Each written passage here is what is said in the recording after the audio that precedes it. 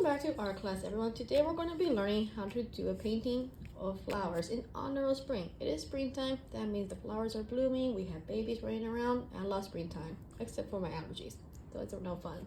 So I went ahead and did a composition of flowers. When I say composition, what that means, it is how you organize the elements to create original artwork. So let's look at some elements here. Here I use a curved line. A line is an example of an element. A circle is an example of one of the elements, which is a shape. Here we have curved lines, some more circles. So far I've used line and shape. I'm also going to be using color once I start painting. The first step when you're doing this, you have your drawing done with pencil, and then we're going to outline using crayons. Any part you want to show through the paint, you're going to color in. Here's the thing. Crayons are wax resistant. What that means is when you paint over with watercolor, it pops through. So some flowers usually have black seeds in the middle. I want to make mine purple just to make it a little bit different. So I'm going to go in, make little circles just like that all throughout. I might use some brown also. This would be a good part to use black. I could not find any black, so I'm not using black. If you're doing a sunflower, I'm going to go ahead, just add a little bit of seeds here and there.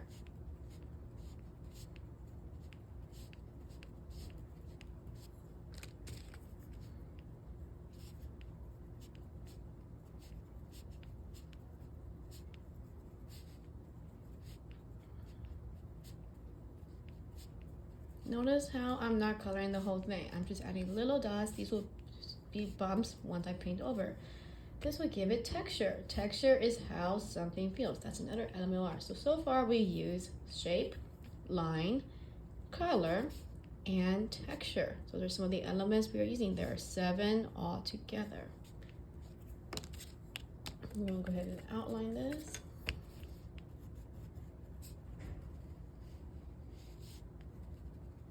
The reason we're outlining is because it's wax resistant. Once you paint over, it's going to pop through. All right, I think that's understood. I'm going to go ahead and speed this video up a little bit and outline everything and add some details to it. Okay.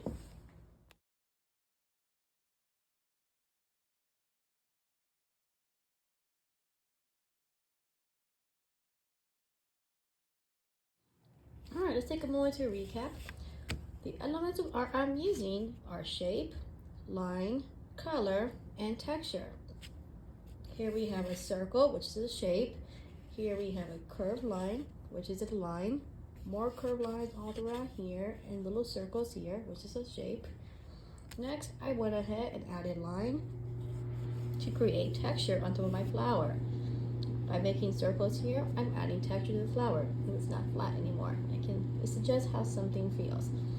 Here I'm adding some more texture, and so on. Here we have the texture of the grass. Notice how I'm not coloring in. I'm just going in and adding just a little bit of detail with line and color. Eventually we're going to go and paint over it with watercolor. We are ready to start painting. I already have all my texture down. Texture is how something feels. By adding lines on my flowers, I suggest the texture of the flower. Here we have lines, this is just the texture of the grass. Alright, we're ready to start painting. When you're painting on watercolor, all you need is some water to wake up the paint. I'm going to start off with the flower first. Wet it just a little bit. Look, swish and flick. You don't need a lot of water.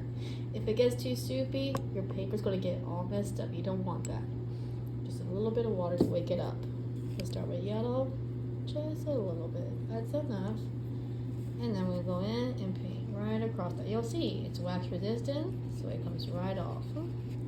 The crayons pop right through.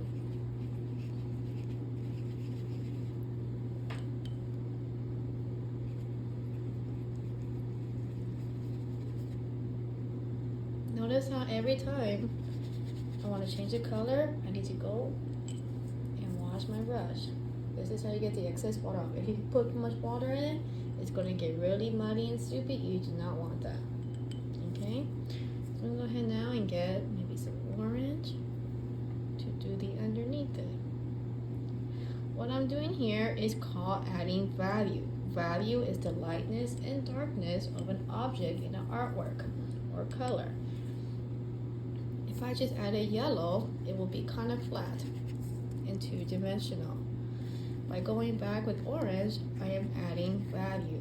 Value is the lightness and darkness of a color. I'm going to use some black in the middle. This technique I'm using right here is called wet on wet. I'm using a little bit of black just to wet it up. Just like that. On top of the black, I'm going to use a little bit of purple. Once again, I wash my brush, get a little bit of water. I'm going to get some purple, wake it up, and do the wet on wet.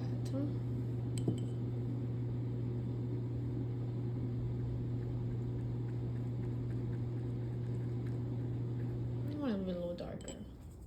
Just get black again. There we go. That's kind of what I want. Show that texture.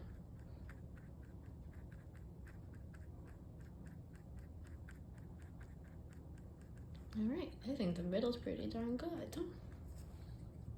Rinse it off, and let's do the rest of the petals. Notice how I wash my brush every time I change colors. You never mix your colors together in the palette. Never.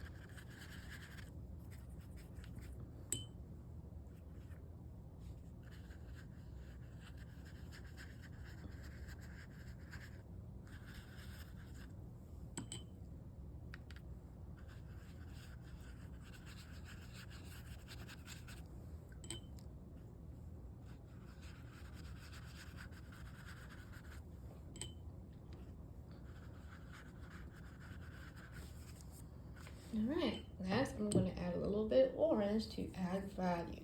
I'm going to add a shadow. Just right between the petals. Kind of outline it. There we go.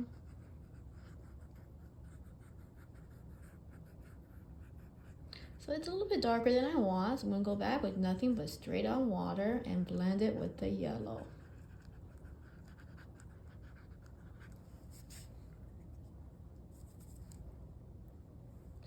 Water, and we're going to blend it together a little bit.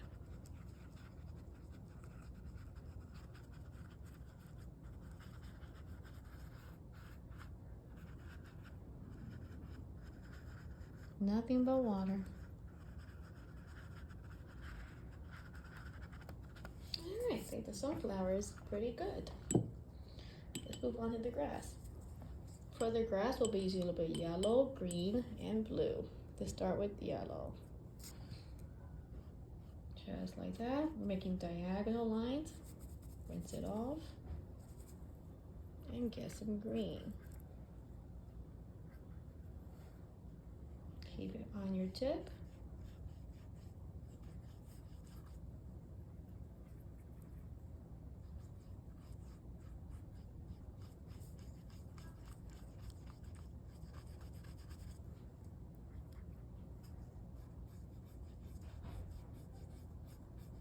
Notice how I'm keeping the brush on my tip at all times.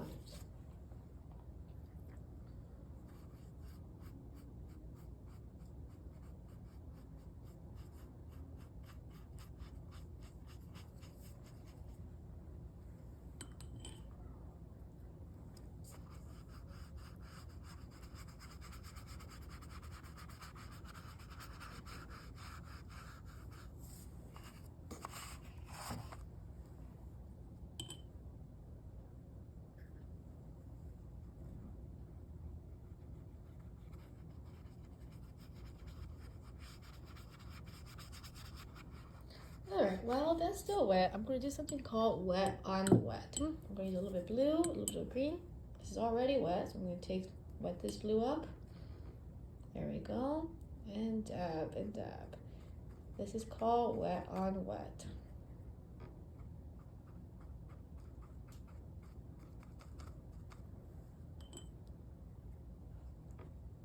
There you go. Wet on wet's really fun to do. Get some more green. Paint it around here. It's actually turquoise. I love turquoise. It's one of my favorite colors. Now I'm going to go in, Get some blue and wet on wet.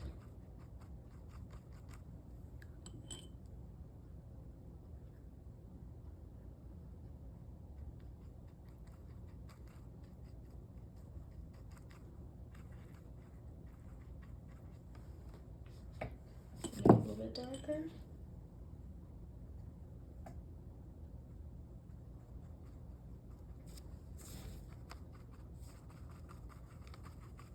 Once again, this is wet on wet. Pretty easy. Just have wet paint underneath it.